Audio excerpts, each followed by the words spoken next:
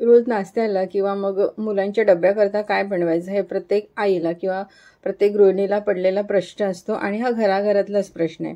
तर आज मस्त असं 1 कप रव्यापासून आपण मस्त असा सकाळचा नाश्ता किंवा टिफिन मुलांचा बनवूया.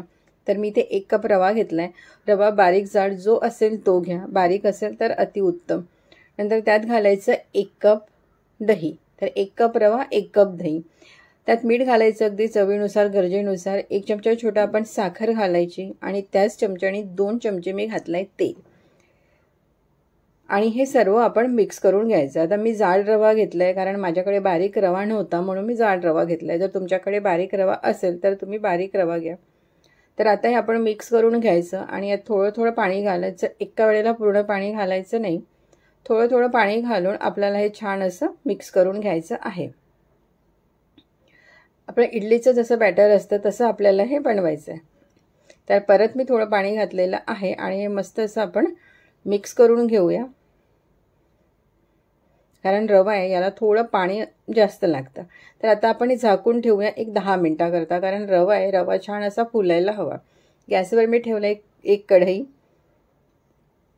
त्यात घालायचं पाणी आणि एक ठेवायचं स्टँड, तिथे स्टँड किंवा जाळी जे घरात असेल ते, आणि झाकून ठेवायचं आणि याला छान असं गरम करून घ्यायचं. तर 10 मिनिटांनी आपण बघूया रवासुद्धा छान असा फुलल्या गेलेला आहे. बॅटर आपलं असं घट्ट झालेलं आहे. तर आपण त्यात घालायचं थोडंसं परत पाणी घालूया आणि परत हे मिक्स करून घेऊया. कारण रवा होता त्यामुळे ते बॅटर कसं असं फुललं जातं.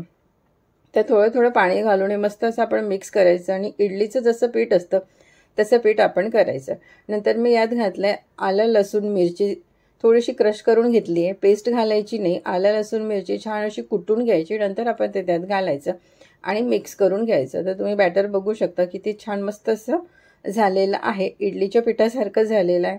नंतर आपण त्यात घालायचं इनो. तर पूर्ण 1 पॅकेट इनो मी घातलेला आहे.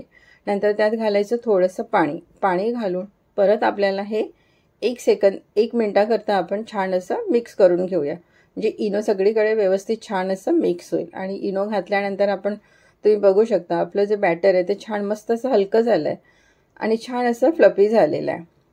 तर इथे मी घेतलंय भांडं, कुकरचं भांडं घेतलंय, त्याला लावलंय तेल छान मस्त सगळीकडे ग्रीस करून घ्यायचं आणि लगेचच हे बॅटर आपण घालायचं कुकरच्या भांड्यात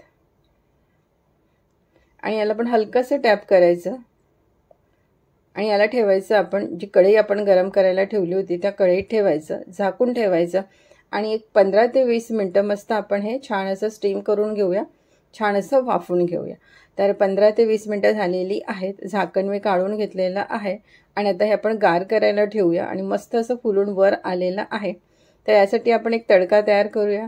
तर पॅनमध्ये मी घेतलं 2 चमचे तेल छान गरम झालं की त्यात घालायची 1 चमचाभर राई, थोडंसं जिरं घालायचं. राई जिरं छान मस्त असं तळतळू द्यायचं. नंतर त्यात घालायची तीळ. तर राई जिरं तीळ मस्त असं छान असं तळतळल्यानंतर त्यात घालायची थोडीशी हिंग, हलकंसं फिरवून घ्यायचं आणि नंतर आपण त्यात घालायची हिरवी मिरची बारीक कापलेली. तुमच्याकडे कढीपत्ता असेल तर कढीपत्ता पण घालू शकता, कोथिंबीर पण यात तुम्ही घालू शकता. आणि आता हा तडका आपण थोडासा थंड करायला ठेवूया. तर इथे ढोकळासुद्धा आपला गार झालेला आहे. आता आपण याला थोडं कढईने त्याला हलकं करून घेऊया आणि आता याला आपण काढून घेऊया. अगदी झटपट 15 ते 20 मिनिटात बनणारा हा नाश्ता आहे. रोज आपल्याला नाश्त्याला काय करायचा खूप मोठा प्रश्न असतो. तर अशा प्रकारे 1 कप वाटीच्या रव्यात तुम्ही मस्त असा नाश्ता बनवू शकता आणि ते मस्त आपला ढोकळा तयार झालेला आहे. मी तुम्हाला कापून दाखवते आणि कापतानाच लक्षात येईल की हा किती सॉफ्ट झालेला आहे. तर आता आपण याची कटिंग करून घेऊया. पीसेस तुम्हाला जसे हवे तसे तुम्ही करू शकता, छोटे मोठे तुम्हाला जसे आवडतील तसे. आणि एक पीस मी यातला तुम्हाला काढून दाखवते. तर तुम्ही बघू शकता किती मस्त असा जाळीदार आपला ढोकळा तयार आहे. छान अगदी सॉफ्ट झालेला आहे. प्रत्येक वेळी बाहेरून आपल्याला आणायची गरज नाही, घरीसुद्धा आपण खूप छान बनवू शकतो.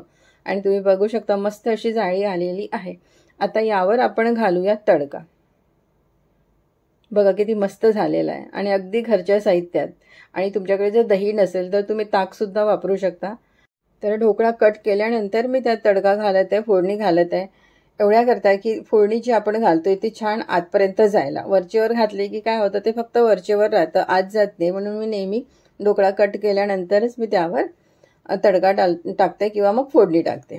तर इथे मस्त आपला मऊ लुसलुशीत छान असा ढोकळा तयार झालेला आहे.